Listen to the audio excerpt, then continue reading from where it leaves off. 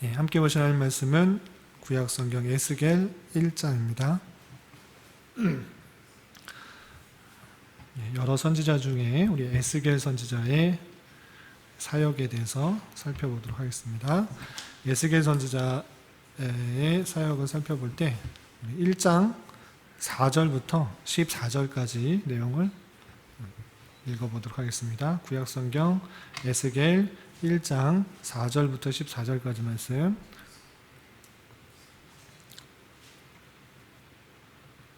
다 찾으셨나요? 1151페이지 전후를 보시면 되겠습니다.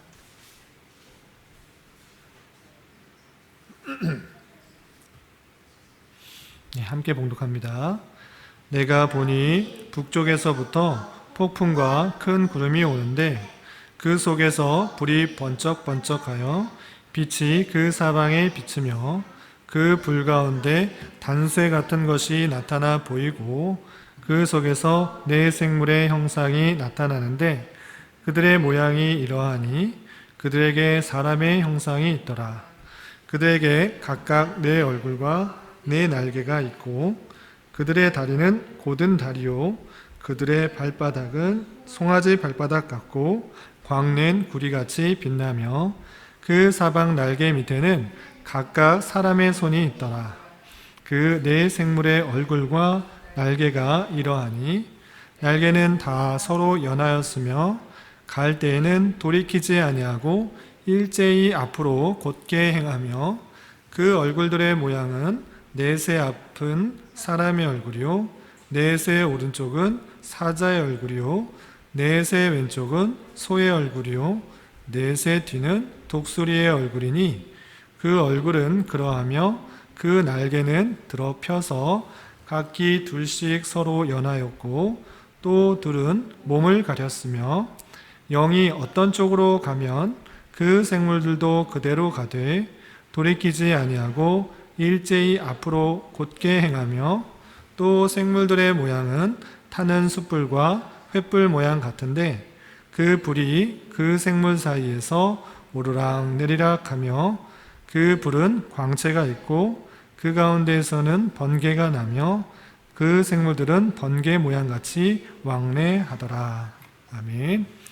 잘 오셨습니다. 우리가 계속해서 성경 말씀의 배경과 또 역사에 대해서 살펴보는데 창세기부터 이제 쭉 내려와서 열왕기 시대의 선지자들 또 열왕기 왕들에 대해서 살펴보고 있는 중입니다. 그러는 중에 지난주에는 너무 역사가 어렵고 힘들어서 잠시 쉬어가는 순서로 해서 어떤 거 했죠? 이스라엘의 기후와 지형, 지형과 기후에 대해서 살펴봤습니다. 그래서 대충 이스라엘의 날씨가 어떤지, 또 지형이 어떤지 좀 이제 머릿속에 생각을 할 수 있겠죠? 까먹었어요, 다? 이스라엘이라는 그 지형적 위치 때문에 지중해에서의 그 영향도 받고 또 붙어있는 사막, 아라비아 사막의 영향도 받아서 복잡하고 또 여러 가지 그런 기후가 있다라고 했습니다. 그리고 지형도 높은 산도 있고 낮은 평야도 있고 또 광야도 있고 사막도 있고 그래서 복잡한 날씨가 있다라고 그랬습니다. 그리고 날씨도 여름에는 어때요? 건기예요, 우기예요? 우기? 우리나라는 여름에가 우기인데 이스라엘은 여름에가 건기, 겨울이 우기라고 그랬어요. 그래서 여름에는 비가 내리지 않고 몹시 덥다 그랬습니다. 그리고 겨울에는 조금 온도가 내려가고 비가 많이 온다 이렇게 했습니다. 그것도 염두에 두시고 우리나라와 날씨가 좀 다르다 이렇게 이해하시면 됩니다. 산지도 있고 또한 사막도 있고 지중해와 만나는 해양성 기후 또 평야도 있고 언덕도 있고 이렇게 다양한 지역이 있다라고 이해하시면 되겠습니다. 나중에 또 배울 기회가 있으니까 반복할 때 더 잘 외우시면 되겠습니다. 우리가 지지난주에는 열왕기 시대에 여러 선지자들이 있다고 그랬습니다. 분류를 크게 하자면 성경을 기록한 선지자도 있고 성경을 기록하지 않은 선지자도 있었다, 이렇게 배웠죠. 성경을 기록한, 특별히 선지서를 기록한 선지자들이 총 몇 명 정도 있었죠? 4명? 대선지서에 4명, 소선지서 12명, 그래서 총 16명이 있다 그랬죠. 그 중에 오늘은 선지서를 기록을 많이 한 선지자 중에 한 명인 에스겔 선지자에 대해서 배우도록 하겠습니다. 이 에스겔 선지자의 내용을 잘 아는 사람은 성경에 대해서 아주 많이 아는 사람이에요. 왜냐하면 성경에 여러 가지 환상에 대해서 설명을 하고 있기 때문에 이것을 잘 이해하기도 쉽지가 않고, 또 머릿속에 이것을 무엇을 뜻하는지 잘 알기도 쉽지 않아요. 그런데 이 시간에 잘 배우면 에스겔 선지자가 무엇을 말하고 있는지 놀라운 구약시대의 복음을 알 수 있습니다. 그래서 에스겔 선지자의 외침, 하나님께로부터 받은 그 내용이 무슨 내용인지 잘 알고 돌아가시기 바랍니다. 아시겠죠? 정신을 집중하지 않으면 이게 무슨 내용인지 하나도 몰라요. 되게 어려워요. 그러니까 잘 한번 보고 한 번에 이해가 되면 정말 잘 집중해서 들은 거고, 그런데 한 번에 이해하지 못하더라도 너무 좌절할 필요가 없어요. 왜냐? 너무 어려운 내용이니까. 그러니까 한번 나는 아직 성경에 대해서 더 공부해야겠구나, 이렇게 생각할 수 있으면 되겠습니다. 그런데 집중을 하면 한 번에 이해할 수 있다 없다? 예, 있다. 한 번에 다 이해할 수 있기 바랍니다. 그럼 에스겔 선지자에 대해서 한번 배워보도록 하겠습니다. 자, 에스겔 선지자를 보면 우리가 성경에서 그 수많은 선지자들 중에 포로 이전에 활동했던 선지자, 포로기에 활동했던 선지자, 그리고 포로 이후 시대에 활동했던 선지자를 나눠서 이해했는데 혹시 기억하고 있는지 모르겠습니다. 그럼 에스겔 선지자는 포로 이전일까요? 포로기일까요? 포로 이후일까요?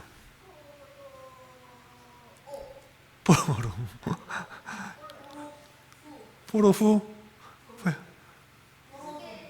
포로 이전, 포로기, 포로 이후. 포로기. 포로기입니다. 포로기들. 언제 에스겔 선지자가 포로로 끌려갔을까요? 1차, 2차, 3차. 2차. 1차 때 끌려간 사람은 다니엘이다라고 했고, 2차 때 여호야긴 왕 때 끌려갔던 선지자는 에스겔 선지자 끌려갔고, 3차 때는 모든 사람이, 예루살렘이 다 멸망했기 때문에, 성전도 망했기 때문에 다 끌려갔다라고 했습니다. 2차 바벨론 포로 때 끌려갔던 사람 중에 에스겔 선지자가 있는 것입니다. 그때 당시에 질문 있으세요?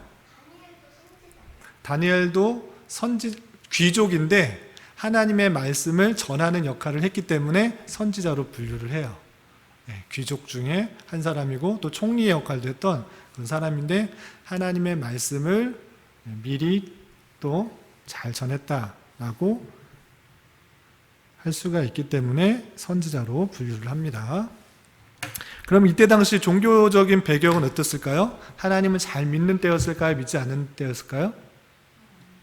하나님은 말씀을 온전히 순종하지 않았기 때문에 심판하던 그런 때였습니다. 그래서 에스겔 선지자를 통해서 무엇을 말씀하시는가라고 했을 때는, 죄에 대한 책임으로 인해서 너희들이 심판을 받고, 그렇지만 하나님의 언약에 의해서 너희들이 회복될 것이고 하나님이 구원받게 될 것이다. 하나님의 신실하신 언약 가운데 너희가 있다라는 것들을 에스겔 선지자를 통해서 알려주는 거예요. 아시겠어요? 그때 당시 포로 때 이스라엘 백성들이 너무나 타락했기 때문에 하나님께서 다른 나라를 들어서, 바벨론을 들어서 심판하셨다, 그렇게 말했습니다. 그래서 종교적으로 또 도덕적으로 타락했을 때 에스겔 선지자를 통하여서 그것들을 지적하고, 그렇지만 하나님께서 이스라엘 백성들을 완전히 버렸다 안 버렸다? 안 버렸고 그 백성을 훈계하고 징계하여서 다시 되돌리고 회복시키시고 하나님이 어떠한 분이신지를 깨닫게 해주겠다라는 내용이 에스겔서에 있는 것입니다. 아시겠죠? 자, 그렇다면 에스겔 구조. 에스겔이 총 몇 장까지 있을까요? 에스겔서가? 예, 48장까지 있어요. 짧아요? 길어요? 길죠. 예. 예, 창세기는 50장까지 있는데 에스겔서는 48장까지 있어요. 그래서 길게 기록되어 있다 해서 대선지서로 구분된다라고 했습니다. 그런데 이걸 구분하는 것이 왜 중요한지 이따 설명할 거예요. 그 환상을 보여줄 때 그때 배경을 알기 위해서 이 구조가 중요해요. 자, 1장부터 3장까지는 에스겔 선지자가 하나님께 부름을 받는 내용이 나요. 환상 속에서 에스겔 선지자를 부르셔서 그에게 사역을 맡기는 그런 내용이 나옵니다. 그리고 4장부터 32장까지는 바벨론 2차 포로기 전반부터 그리고 이스라엘이 완전 멸망하기 전까지, 그러니까 32장 이전에는 뭐다? 32장에는 예루살렘이 망했다 안 망했다? 아직 안 망했어. 망해가고 있는 중에 하나님께서 에스겔 선지자를 통해서 계속적으로 말해주는 거예요. 그럼 무슨 말을 할까 궁금하지 않아요? 이제 멸망할 때가 거의 다가왔어.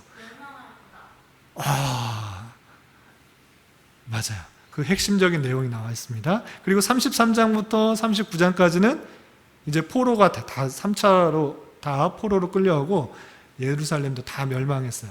그러면 어떤 말씀을 주로 하실까요?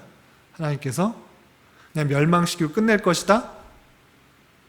어떤 말씀을 하실까요? 네? 다시 살릴 것이다. 다시 회복시킬 거다. 그 말씀을 하시겠죠. 예, 회복할 거라는 내용이 나오고, 그리고 그거에 대한 확실한 증거로서 40장부터 마지막 48장까지는 아주 구체적으로 또 실제적으로 본 환상을 보여줘요. 그 환상이 어떤 환상일까요? 예, 오늘 배울 세 번째 환상인 예루살렘 환상, 새 성전에 대한 그런 환상이 나옵니다. 그 환상을 통해서 하나님께서 확실하게 이스라엘 백성들에게 어떻게 하실지를 보여주는 거예요.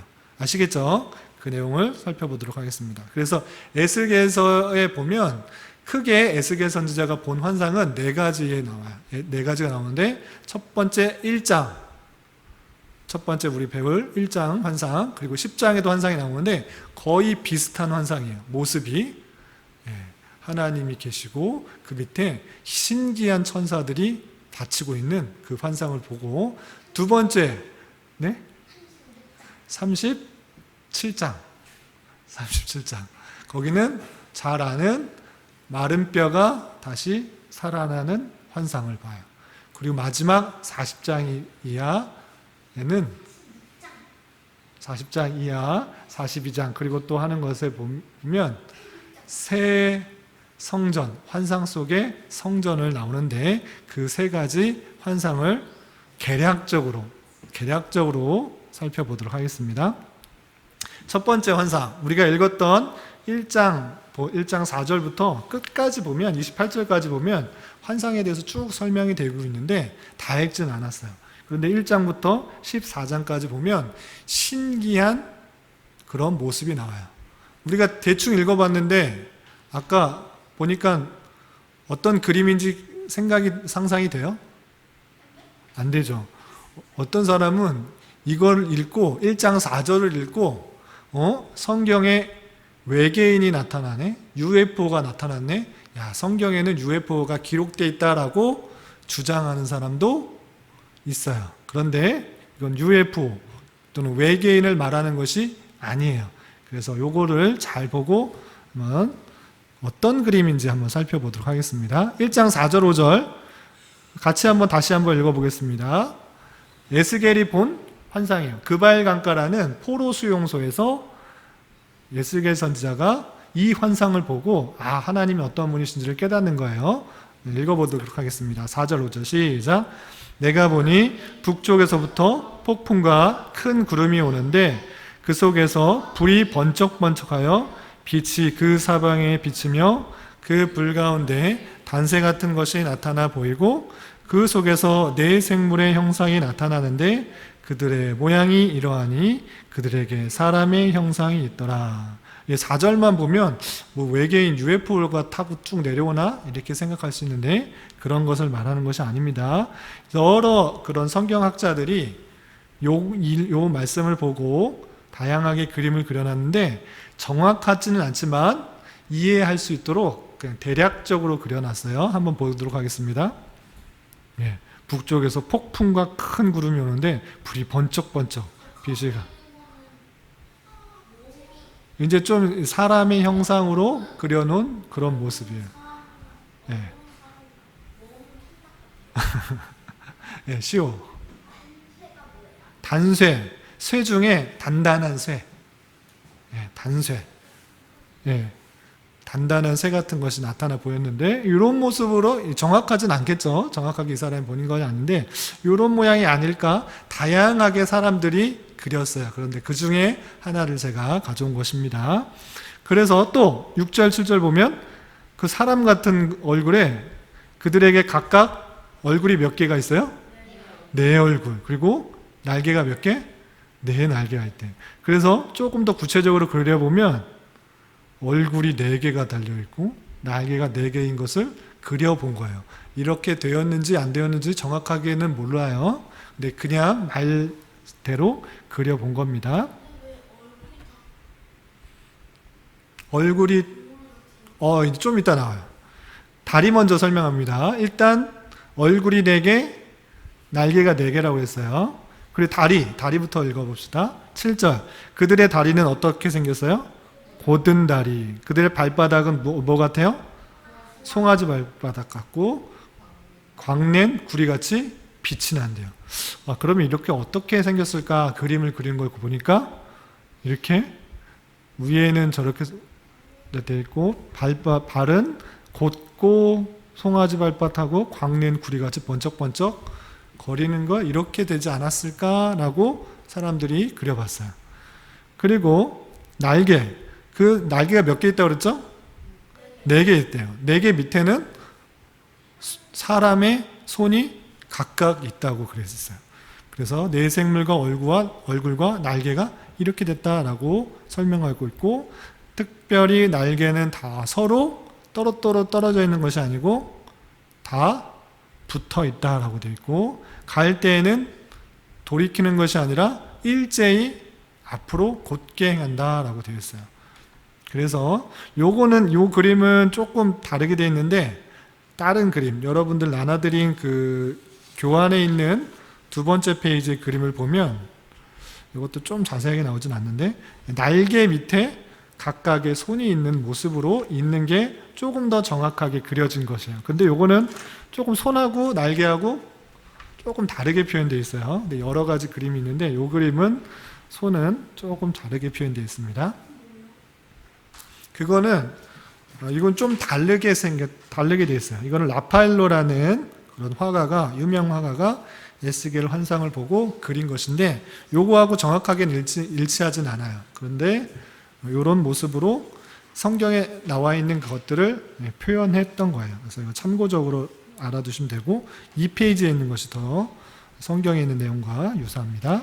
그리고 계속 살펴보면, 아까 나왔죠? 얼굴이 4개가 있다고 그랬어요.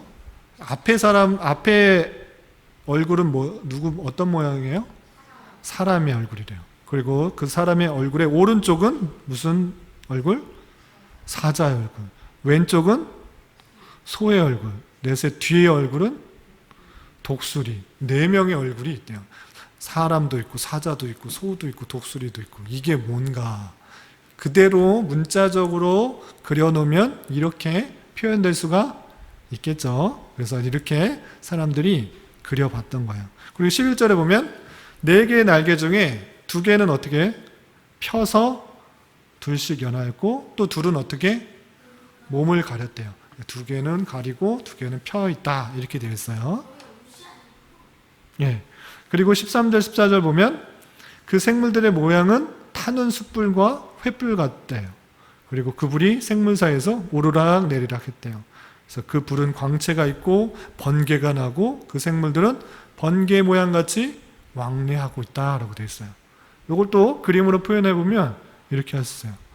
숯불, 횃불 모양 그리고 그 생물 사이에 불 같은 것이 있고 가운데 번개 같은 게 있고 번개 모양 같이 왕래하는 그런 모습을 그려볼 수가 있겠죠. 그 밑에 있는 그 네 생물의 모습이 밑에 있는 것입니다. 그리고 그 생물들을 보니 생물 곁에 있는 땅 위에는 뭐가 있어요? 바퀴가 있대요. 그리고 그 네 얼굴을 따라 하나씩 있고 그 바퀴 모양과 그 구조는 황옥같이 보이는데 그 넷은 똑같은 모양을 가지고 있고 그들의 모양과 구조는 바퀴 안에 바퀴가 있는 것 같다 그랬어요. 바퀴 안에 바퀴가 있는 모습을 그려보면 이 페이지에도 있고 이 페이지 모양처럼 그린 사람도 있고 또 스크린에처럼 이렇게 그 안에 살이 없는 그런 바퀴 안에 바퀴 있는 그런 모습으로 그렸던 것을 볼 수 있습니다. 그래서 땅 위에 바퀴가 있고 바퀴 위에 또 네 생물의 모습이 있는 것입니다. 그리고 또 보면 22절 보면 그 생물의 머리 위에 뭐가 있어요? 수정 같은 궁창의 형상이 있대요. 보기가 두려운데 그들 머리 위에 펼쳐져 있대요. 그 생물의 머리 위에 수정과 같은 궁창, 하늘이 모양이 있대요. 그래서 그걸 그려보면 이렇게 판같이 넓게 되어 있는 그런 것을 생각해 볼 수 있습니다. 그리고 26절에 보면 그 머리 위에는 궁창 위에 보좌의 형상이 있대요. 보좌가 뭔지 알죠? 예, 의자. 의자의 형상이 있는데 왕들이 앉는 그런 의자, 그 보좌 형상이 있는데 그 모양이 남보석 같고 귀한 보석이죠. 그 보좌 형상 위에 한 형상이 있대요. 한 형상이 있는데 그 형상이 뭐 같아요? 사람의 모양과 같이 있대요. 그러니까 그 보좌에 한 사람이 앉아 있는 것 같이 되어 있다라고 되어 있어요. 그래서 그림을 그려보면 저와 같이 남보석 같은 보좌에 한 사람이 앉아 있는 것으로 그려볼 수 있습니다. 그런 환상을 에스겔이 본 거예요. 또 27절, 28절에 보면 내가 보니 그 허리 위의 모양은 단쇠 같아서 그 속과 주위가 불 같고 내가 보니 허리 아래 모양도 불 같아서 사방으로 광채가 난다 그래요. 허리 위도 허리 아래도 불 같아서 광채가 나는 그런 모습이 있는 것입니다. 그 사방 광채의 모양은 비 오는 날 구름에 있는 뭐 같아요? 무지개 같아요. 비 오는 날에 무지개 같이 그 광채가 빛나는데 그것이 무지개 같이 아름답게 되어 있다라고 되어 있습니다. 그래서 이는 여호와의 영광의 형상이라 친절하게 설명해 주었습니다. 그래서 그것을 보고 이것이 여호와 하나님의 형상이구나, 하나님의 형상이구나를 깨닫고 에스겔 선지자가 어떻게 했다고요? 보고 엎드려 말씀하시는 이의 음성을 들었던 거예요. 그래서 에스겔 선지자가 그발 강가의 포로 수용소에서 이 놀라운 그 환상을 보고 너무나 두려워서 하나님을 배웠고 그 영광이 너무나 두려워서 엎드려서 하나님께서 하시는 말씀을 듣고자 했다라는 거예요. 그래서 그림을 보면 이렇게 무지개가 있는 모습, 그리고 주변에 불 같은 게 나는 모습, 광채가 나는 그런 모습을 상상해서 그렸던 거예요. 아시겠죠? 이걸 전체적으로 보면 여러분들 이 페이지에 있는 것처럼 네 생물이 있고 그 밑에 바퀴가 있고 그 위에 궁창이 있고 그 위에 또 보좌에 앉으신 사람의 형상이 있고 그리고 불이 환한 모습 그리고 무지개가 있는 그런 환상을 봤던 거예요. 아시겠죠? 그래서 에스겔 선지자가 봤던 환상 여기서 말로만 글로만 읽으면 도저히 생각나지가 상상할 수가 없는데 한 번쯤 이렇게 그림으로 그려보면 이런 비슷한 모양을 에스겔 선지자가 봤겠구나 이렇게 이해하시면 되겠습니다. 그런데 중요한 거는 이 환상을 정확하게 그려내는 것이 중요한 것이 아니라 이 환상이 나타내는 것이 무엇인가가 중요해요. 왜 독수리 모양일까? 왜 사자 모양일까? 왜 사람의 모양일까? 그리고 바퀴가 뜻하는 것이 무엇일까? 왜 날개가 4개가 있어서 일제히 앞으로 갔을까? 이것이 뜻하는 것이 중요해요. 이것을 상징하는 내용을 이해하는 게 중요한데 일단 네 천사가 사람의 모양을 하고 선자세로 심판하시는 하나님을 섬기고 있는 거예요. 그래서 하나님의 그 통치의 보좌 아래에 4명의 천사가 하나님을 섬기고 있는 모습이구나를 이해해야 돼요. 아시겠어요? 그래서 하나님의 천사들이 온 세상에서 하나님의 궁창 아래서 그 명령을 수행하는 자로서 있다라는 것들을 하나님께서 환상 속에 보여준 거예요. 아시겠어요? 그 4명에 있는 천사 또는 4명의 생물이 무엇 하는 거라고요? 하나님의 보좌에서 수행하는 생물, 수행하는 것. 알겠어요? 예, 수행하는 것과 그리고 바퀴가 그 일들을 감당하고 있는 거예요. 그래서 날개가 4개, 또 서로 연합하였다, 연결되어 있다, 또 행할 때 일제히 앞으로 곱게 한다, 이렇게 했을 때 그것은 무엇을 뜻하냐면 하나님의 뜻이 있을 때, 하나님의 명령이 있을 때 그 4생물들이 한꺼번에 신속하게 확실하게 그 일들을 해나간다라는 뜻을 뜻하는 거예요. 그리고 다리가 곧다라는 것은 힘을 상징하고 송아지 발바닥이었을 때는 그들의 자세가 꼿꼿하고 안정적이다라는 것들을 생각할 수 있도록 그렇게 표현하고 있는 것입니다. 그리고 얼굴 모양이 4개의 모양이라고 그랬어요. 사람, 사자, 소, 독수리. 이것이 뜻하는 것이 무엇일까라고 했을 때 대표적인 동물들의 특성을 나타내고 있는 거예요. 사람의 얼굴은 사람이 어때요? 지혜가 많죠. 어떤 동물보다 뛰어난 지혜를 갖고 있죠. 그래서 사람의 모양이라는 것은 하나님의 일을 수행하는 그 천사가 지혜롭다라는 것들을 상징하고 있는 거예요. 또 사자의 얼굴이 있다고 그랬어요. 사자처럼 용맹하고 힘이 세다라는 것들을 보여주고 있어요. 그리고 소의 모습도 있다고 그랬죠. 하나님께서 말씀하셨을 때 쉬지 않고 열심히 수행하는 소처럼 그 일들을 감당하는 생물이 있다라는 것입니다. 그리고 독수리, 날짐승 중에 가장 뛰어난 것이 독수리죠. 그래서 가장 빠르게 그 일들을 수행한다라는 것들을 뜻하기 위해서 그 4명의 생물, 4생물을 뜻하는 것은 그러한 역할들을 하고 있는 하나님의 명령들을 온전히 힘있고 지혜있고 신속하게 그리고 쉬지 않고 열심히 일하는 천사가 있다는 것들을 보여주는 것이에요. 아시겠죠? 그래서 모양이 어떻게 생겼다, 이것들을 어떻게 맞출까가 중요한 것이 아니고 각각의 상징하는 내용의 뜻을 통해서 하나님의 통치가 어떻게 된다는 것들을 잘 이해하는 것이 중요합니다.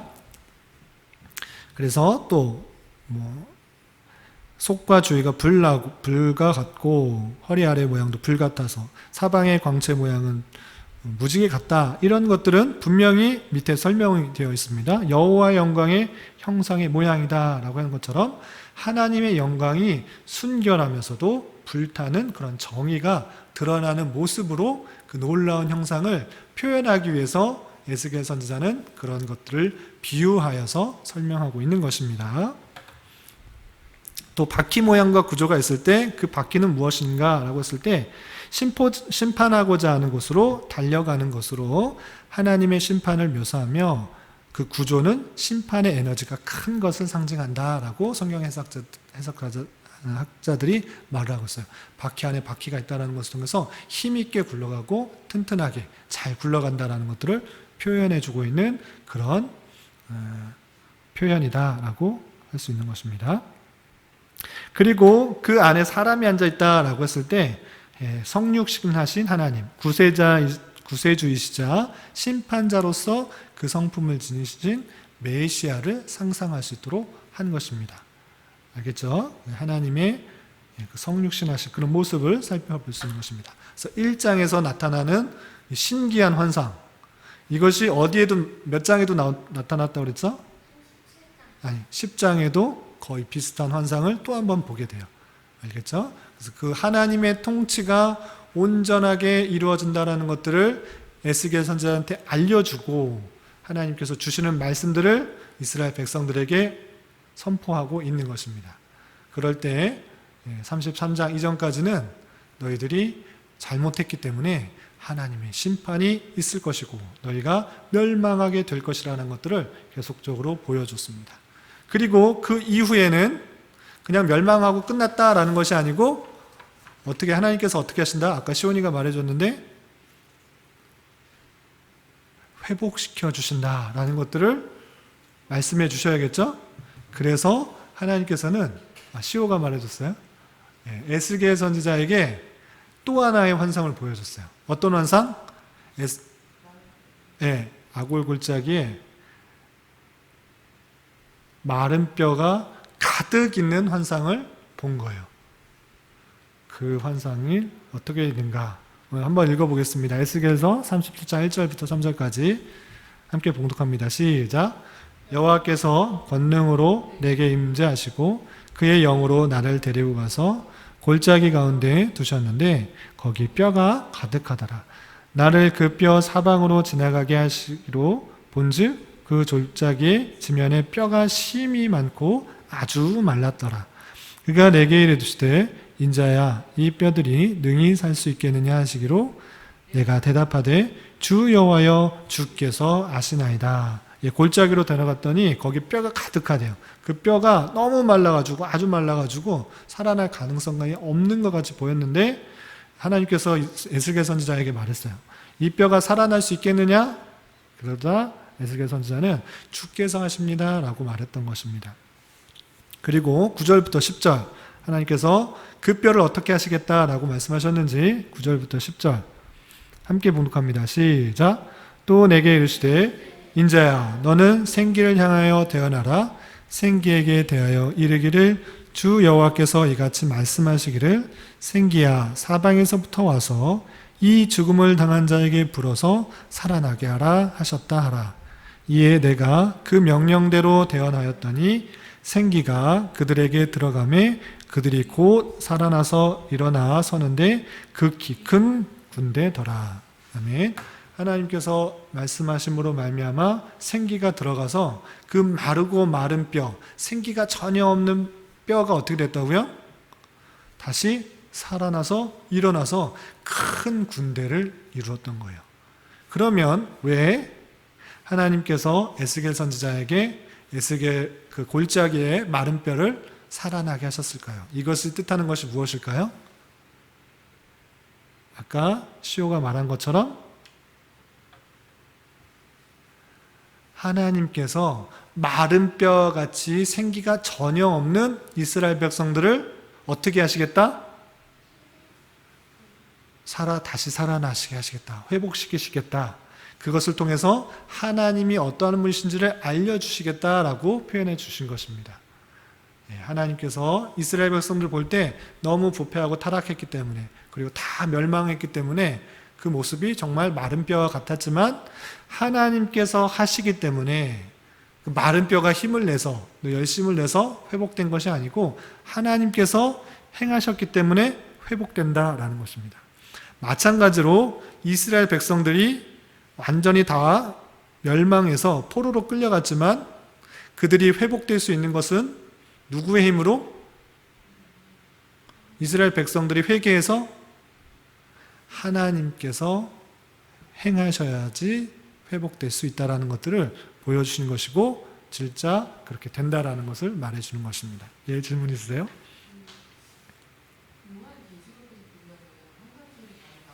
네.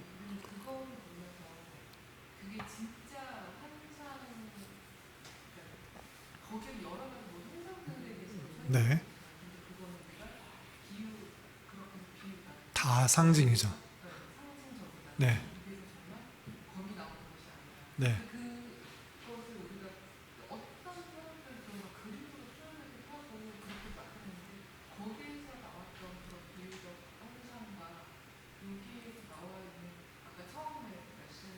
네.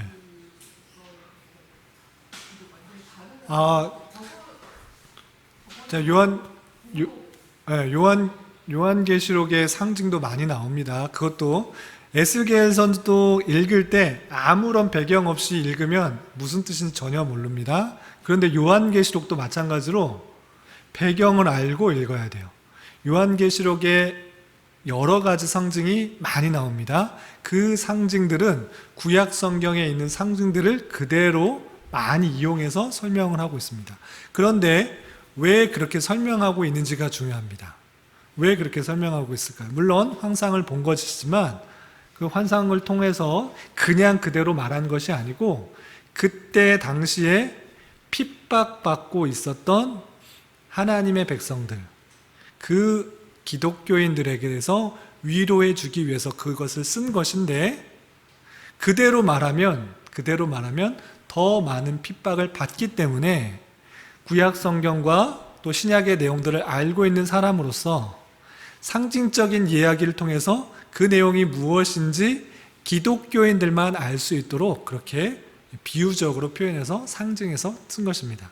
그래서 상징의 내용들이 구약 성경에 있는 내용들을 많이 이용해서 또 상징적인 숫자를 많이 인용해서 그때 당시 많이 핍박을 받고 또 탄압을 받고 있지만 하나님께서 지켜주시고 보호하여 주시고 하나님이 다시 임하실 것이다 라는 것들을 말씀해 주고 있는 것입니다. 그래서 탄압하고 있는 그런 로마인들은 그 내용을 읽으면 이게 무슨 소용이냐, 무슨 내용이냐 전혀 알 수가 없지만 구약 성경의 내용들을 이해하고 있고 예수 그리스도가 어떤 분이신지를 알고 있는 사람은 그 비유의 내용들을 다 이해하여서 우리가 지금 어떠한 상황 가운데 있고 또 주님께서 어떻게 오실 것이라는 것들을 잘 알고 있는 것입니다. 그래서 그 내용을 아는 상태에서 요한계시록을 읽으면 성경의 내용들이 잘 이해가 되고 또 무슨 말씀을 하고자 하는지 잘 이해가 됩니다. 그냥 단순히 그냥 눈으로 그리듯이 그렇게 표현하면 잘못 이해할 수 있다라는 그런 것들이 있기 때문에 조심해야 되는 거고, 마찬가지로 여러 환상들이 있는데 지금 그림을 보여줬지만 다시 말하지만 그림을 어떻게 만들고 그리고 하는 게 중요한 것이 아닙니다. 그것을 말했을 때 상징하고 있는 것, 독수리를 보여줬다, 독수리 같았다, 또는 사자 같았다, 그것을 상징하고 있는 내용을 잘 이해해야 되는 것입니다. 그렇게 하기 위해서 이렇게 표현하고 있다는 것들을 잘 이해하시면 되겠습니다. 그래서 에스겔서에 나오는 또 대표적인 환상 두 번째는 골짜기 마른 뼈가 다시 살아나는 것인데, 그것을 통해서 마른 뼈와 같은 이스라엘 백성들이 다시 회복하게 될 것이다. 하나님께서 하고자 하시면 회복된다라는 것들을 보여주신 것이고, 하나님께서 회복시켜 주실 것인데 그것을 통해서 너희가 여호와 하나님, 오직 한 분이신 여호와 하나님을 깨닫게 된다라는 것들을 보여주고 있는 것입니다. 그렇게 에스겔 선지자에게 그 환상을 보여줬다라는 것들을 이해될 것입니다. 이때 그리고 마지막에 이렇게 회복시켜 주시는데, 회복시켜 주시는 것으로 끝나는 것이 아니라 이제 참다운 구원, 진실된 구원, 그것이 어떻게 이루어지는지 그리고 어떻게 예배를 드려야 되는 것인지를 알려주기 위해서 에스겔 40장부터 새로운 환상 속의 성전을 보여주고 있습니다. 그 내용을 동영상으로 준비했습니다. 한번 보도록 하겠습니다. 앞에 봐주세요. 이것이 환상 속에 보인 그런 성전인데, 구체적인 내용들을 제일 바깥에는 그 담이 있습니다. 담이 두께가 한 규빗 되어 있습니다. 그리고 이게 들어가는 게 제일 바깥에서 안쪽으로 들어가는 문입니다. 안쪽으로 들어가는 곳에 이렇게 문을 지키는 그런 문지기들의 방들이 6개가 있어요. 그리고 이런 문들이 동쪽과 북쪽과 남쪽에 3개가 있는 것을 볼 수 있습니다. 여러분들 3페이지에 에스겔 성전 계시 모형도가 단적인 그림으로 되어 있고요. 요거는 동영상으로 설명한 그림인데 앞에 보시기 바랍니다. 여기 들어가는 문입니다. 제일 바깥에서 안쪽으로 들어가는 문에 문지기 방이 있고, 또 문지기 방들의 그런 정확한 크기까지도 다 나왔어요. 그래서 너비가 25척이고 현관의 너비가 20척이고 사방에 뜰이 있다, 이런 표현도 있고요. 그리고 그 바깥으로 안쪽으로 들어가는 그 길이 또 문지기 방에 각각 닫힌 창이 있고 벽 사이에도 창이 있다. 여기 안으로 이렇게 들어가는 겁니다. 쭉 들어가면 문지기들이 지키는 6개의 방이, 이건 동쪽 문에도 있고요. 저 아래 보면 남쪽에도 또 북쪽에도 있는 것입니다. 그리고 또 그 뜰을 지나가다 보면 박석에 깔린 그 네 귀퉁이의 그런 곳이 있는데 거기에 부엌이 있습니다. 네 뜰의 사방으로 돌아가면서 부엌이 있어요. 부엌을 통하여서 제사 지낼 때 쓰는 그런 물건들을 자르는 그런 내용들이 나옵니다. 그리고 문간에서 다시 안뜰로 들어갈 때까지 그 규빗이 100규빗이다라는 것이고요. 여기는 동쪽으로 들어가는 문입니다. 동쪽으로 들어가는 문을 쭉 따라가면 문지기 방을 지나고요. 여기까지 거리가 100규빗이고 또 남쪽에서 다시 쭉 성전 안쪽으로 들어가는 그런 문도 똑같이 되어 있습니다. 6개의 문지기 방이 있고요. 100규빗을 지나면 안쪽 뜰로 들어갈 수 있는 또 문지기 방이 나옵니다. 여기 고가 또 8층계가 있고요. 그 벽 문 위에 종려나무를 새겼다라는 그런 표현이 있습니다. 그리고 안에 들어가면 이 안뜰입니다. 아까는 바깥쪽 뜰이 100규빗이었고 안쪽 뜰도 이렇게 되어 있는데 안쪽 뜰에선 무엇 하느냐? 거기는 번제단이 있어서 그 번제단을 씻는 방이 그 문지기를 지나는 그 사이에 있는 것입니다. 그래서 그 번제단을 씻을 수 있도록 상들이 있습니다. 거기서 번제단을 씻을 수 있는 상들이 총 8개씩 있는 것입니다. 이거 다 동영상 보고 질문을 하세요. 번제에 쓰는 상 4시 있고 또 번제단 그 길이에 대해서도 자세하게 나와 있고요. 현관 안에 길이가 또 손바닥만큼 되어 있습니다. 여기 보이는 게 안쪽 뜰이에요. 안쪽 뜰에서는 제단을 지킬 수 있도록 하고 바깥쪽 뜰에서는 들어갈 수 있도록 하는 것입니다. 그리고 2개의 방이 있는데 남쪽을 향한 방, 북쪽을 향한 방이 있습니다. 북쪽을 향한 방은 제사장이 쓸 수 있도록 그렇게 했고 그 안쪽 뜰에는 똑같이 100척입니다. 바깥쪽도 길이가 100척, 안쪽도 100척씩으로 되어 있다라고 되어 있습니다. 그리고 그 안으로 들어가는 그 성전, 제사를 드리고 그 고기를 가지고 또 향을 가지고 안으로 성소 안으로 들어가야 되는데 그 성소로 들어갈 때도 또 계단이 있고요. 그리고 그 안에는 나무 제단으로 되어 있습니다. 나무로 되어 있고 또 통로 벽과 닫힌 3면에 둘러있는 회랑들이 되어 있고 널빤지는 그룹들과 종려나무를 새겼습니다. 그룹들은 천사들이죠. 종려나무는 예수님의 들어가실 때 보였던 그런 나무입니다. 그래서 이 모양은 그 성소와 지성소 때 그런 만들 모양과 거의 똑같아요. 규격은 다르지만 그 모양은 그렇게 2배, 1배로 되어 있는 성소와 지성소로 되어 있는 그 구분이 똑같이 되어 있습니다. 문통로는 10척, 또 5척, 벽의 너비는 5척. 이 안쪽에는 지성소입니다. 지성소. 그래서 정육방면체로 되어 있는 그런 모습으로 설명되어 있습니다. 이런 내용이 40장부터 아주 자세하게 그 청량까지 하나하나 구체적으로 설명하고 있습니다. 그 구조가 어떻게 되어 있는지, 그리고 길이가 어떠한지 설명하고 있습니다. 그리고 성전 성전 둘레로는 골방이 있어요. 그리고 이 골방은 3층으로 되어 있다 이렇게 되어 있습니다. 그래서 이쪽을 보면 골방이 1층, 2층, 3층이 되어 있는데 1층, 2층, 3층으로 갈수록 더 넓어지는 그런 모습을 살펴볼 수 있습니다. 다시 바깥으로 나와서 안쪽 뜰을 지나서 바깥쪽 뜰로 나가면 바깥쪽 뜰에 2 방이 있습니다. 그 방들에는 길이가 100척, 너비는 50척이 되는 그런 3층짜리 그런 화랑들이 있는데 그 회랑에는 여러 가지 또 일들을 할 수 있도록 되어 있고요. 방들 아래는 동쪽에서 들어가는 통행구가 있다. 또 바깥들에 들어가는 바깥으로 나가는 통행구가 있다. 있고 거기 안에서도 또 거룩한 방이 따로 구별되어 있다. 그리고 거기에 제물 어떤 것을 두어야 되는지 또 의복은 어디에다 두어야 되는지 구체적으로 하나하나 다 설명하고 있습니다. 그리고 그 안뜰에 보이는 제단도 하나하나 그 길이와 크기와 높이까지 자세하게 설명하고 있습니다. 그래서 요거를 외우지는 못해도 이런 형상으로 성전을 말하고 있다는 것들을 미리 알아두면 나중에 읽을 때 훨씬 더 편합니다. 그래서 첫째 단, 둘째 단, 셋째 단, 넷째 단 다 크기를 다 설명하고 있어요. 구체적으로 뭐 몇 척인지, 또 높이는 어떻게인지 잘 설명하고 있습니다.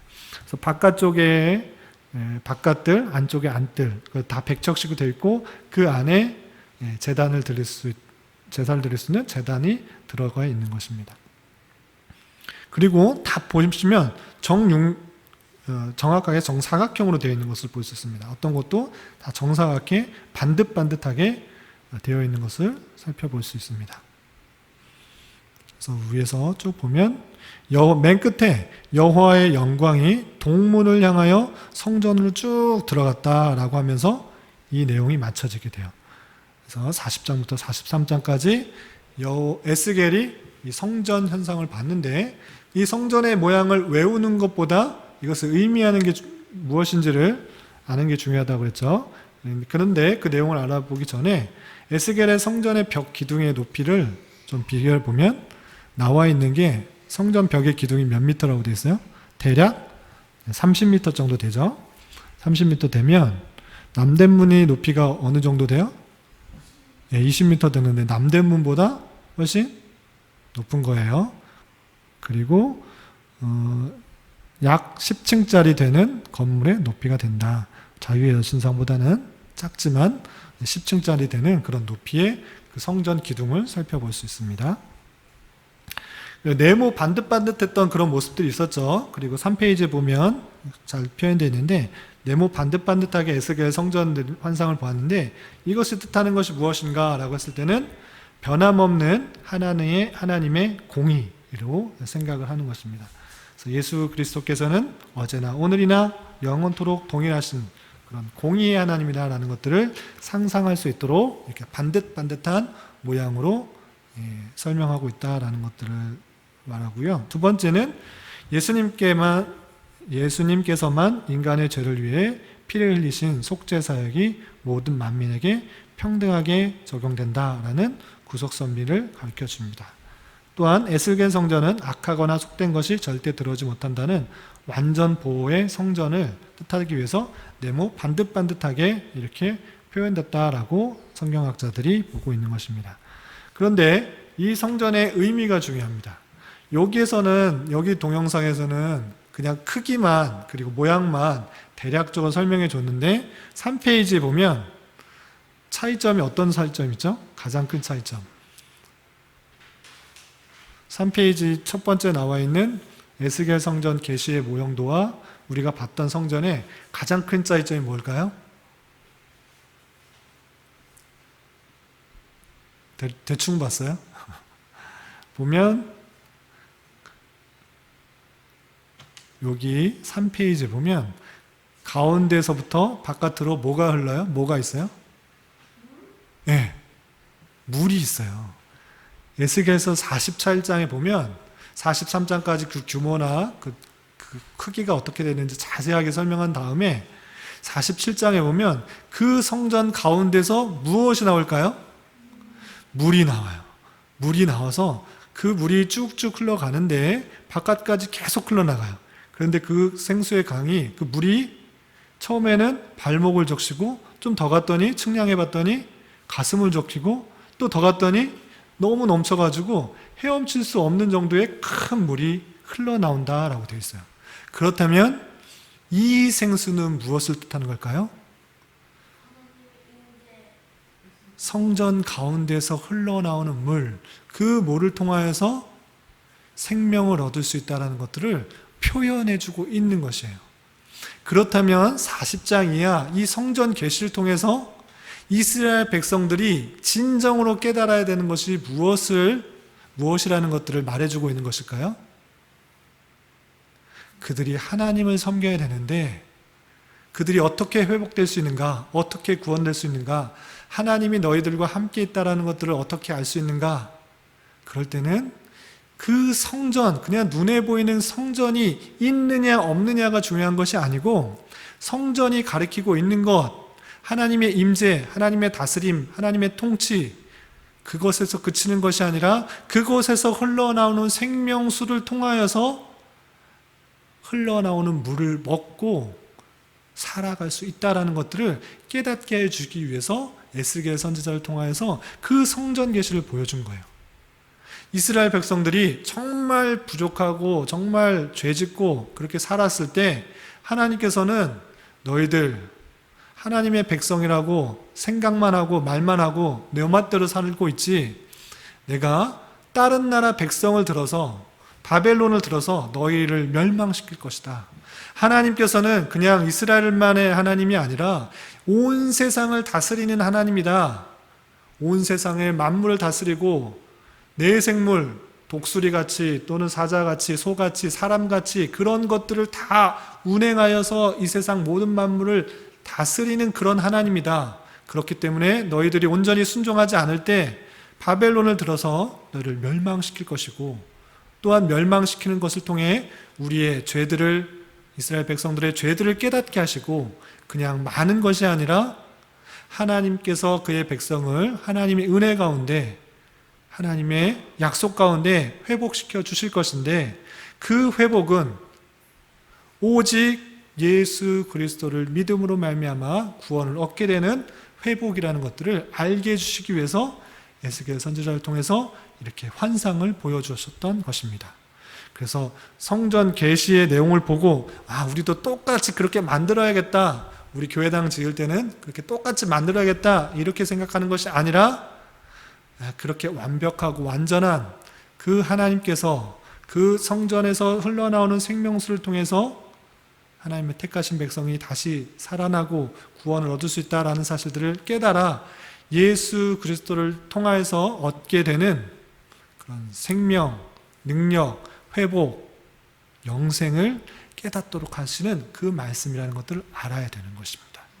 그 내용이 실제적으로 신약시대에 이루어진 것처럼 구약시대의 이스라엘 백성들도 다양한 환상을 통해서 하나님의 통치하심과 또 회복하심과 또 예수 그리스도에 대한 메시아를 깨달을 수 있도록 하신 그 말씀이 에스겔서라는 것들을 잘 깨닫고, 오늘은 대략적으로 40-50분 중에 40-50분밖에 말을 안 했지만 나중에 한 장 한 장 읽어갈 때 하나님의 놀라운 사랑과 은혜와 통치와 또 예수 그리스도를 깨달을 수 있는 저와 여러분 되시기를 주님의 이름으로 부탁을 드립니다.